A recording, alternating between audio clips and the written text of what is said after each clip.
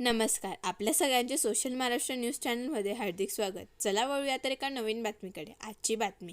राज्याचे उपमुख्यमंत्री एकनाथ शिंदे यांनी काल सायंकाळी शपथ घेतली. त्यानिमित्त शिवसेना धुळे जिल्हा मध्यवर्ती कार्यालय झाशी राणी चौक धुळे येथे जिल्हा प्रमुख सतीश महाले यांच्या नेतृत्वाखाली जल्लोष करण्यात आला. शिवसेना मुख्य नेते माजी मुख्यमंत्री एकनाथजी शिंदे साहेब तुम आगे बढ़ो, हम तुम्हारे साथ हैं. एकनाथजी शिंदे साहेब तुम आगे बढ़ो, हम तुम्हारे साथ हैं. आवाज कुणाचा? शिवसेनेचा.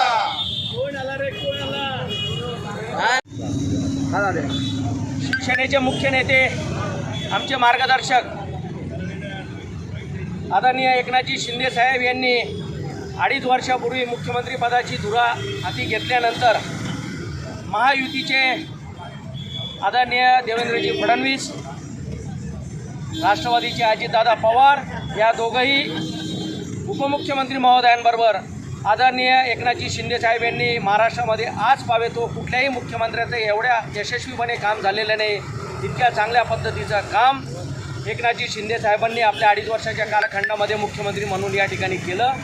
आणि एकनाथजी शिंदे साहेबांच्या बरोबरीला भाजपाचे आदरणीय देवेंद्रजी फडणवीस आणि राष्ट्रवादीचे आदरणीय अजितदादा पवार यांनी तेवढ्याच सक्षमपणे काम केलं. म्हणून त्याची परिणिती या ठिकाणी फलश्रुती म्हणून या ठिकाणी महायुतीला भरघोस असं यश मिळालं.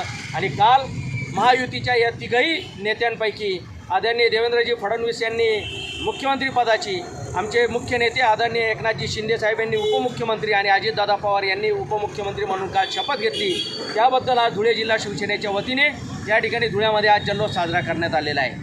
अशाच पद्धतीची उत्तरोत्तर प्रगती होऊन महाराष्ट्राच्या जनतेची सेवा या तिघही नेत्यांच्या माध्यमातून घडो आणि महायुती अधिकाधिक भक्कम हो हीच ईश्वरचरणी प्रार्थना करतो.